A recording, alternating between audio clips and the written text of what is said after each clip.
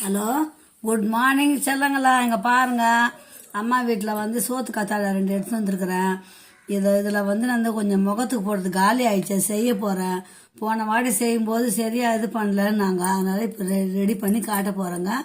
பாருங்கள், இப்போ வந்து இந்த எடுத்துன்னு வந்துட்டாங்க. இந்த ஓரம் இருக்குது பார்த்தீங்களா, இந்த ஓரம் வந்து ஃபுல்லாக இந்த முள் மாதிரி இது பாருங்கள். இந்த முள்ளை வந்து அப்படியே கட் பண்ணிடணும் கண்ணுங்களா, முள்ளை மட்டும் கட் பண்ணிடணும். இது பாருங்கள், முல்லை வந்து இந்த மாதிரி 2 பக்கமும் கட் பண்ணிடணும். பாருங்க, கட் பண்ணிடலாம். கட் பண்ணிவிட்டு அது உள்ளகிற ஜெல்லை மட்டும் நம்ம எடுத்துக்கலாம். இந்த பாருங்க, ஃபுல்லாக நான் கட் பண்ணிவிட்டு ஜெல்லை எடுத்து வந்து இந்த மாதிரி குறுக்கில் கட் பண்ணோம்னா பாருங்கள் செல்லுங்களா, நம்ம எடுக்கிறதுக்கு ஈஸியாக இருக்கும். பாருங்கள், இப்படி கட் பண்ணிட்டோம்னா கையை பத்திரமா செய்யுங்க, ஷார்ப்பாக இருக்கும். இப்படி குறுக்கில் கோடு போட்டுக்கணும்.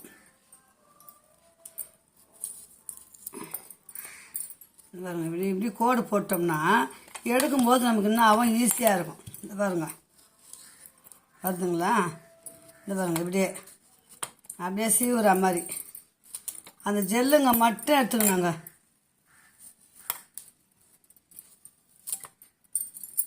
பச்சை தோல்லாம் எடுக்கக்கூடாது.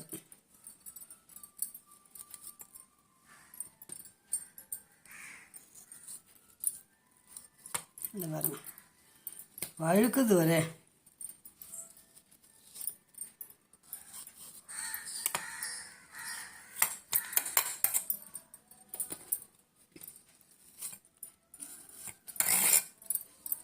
நம்ம வீட்டில் இருக்க தொட்டு அடிக்கடி தேவைப்படும் போது கொஞ்சம் செஞ்சுக்கலாம்.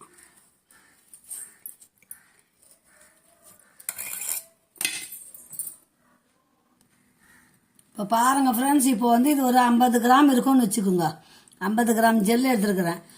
இது வந்து சோத்து கத்தாழைன்னுவாங்க தமிழில், இங்கிலீஷில் ஆலோவிடா ஜெல்லுன்னுவாங்க. இது 50 கிராம் எடுத்து, இது வந்து ஒரு வைட்டமின் இ கேப்சூல் ஒன்றும் வைட்டமின் சி கேப்சூல் ஒன்றும் 2 மாத்திரை எடுத்துக்கணும். அதில் போட்டுடணும். போட்டுட்டு நம்ம வந்து அது ஒரு ஃபேஷியலுக்கு செய்ய போகிறோம். அது பாருங்கள் எப்படி செய்கிறேன்ற பாருங்கள்.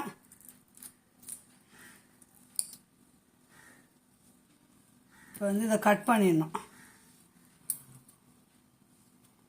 Vitamin E capsule,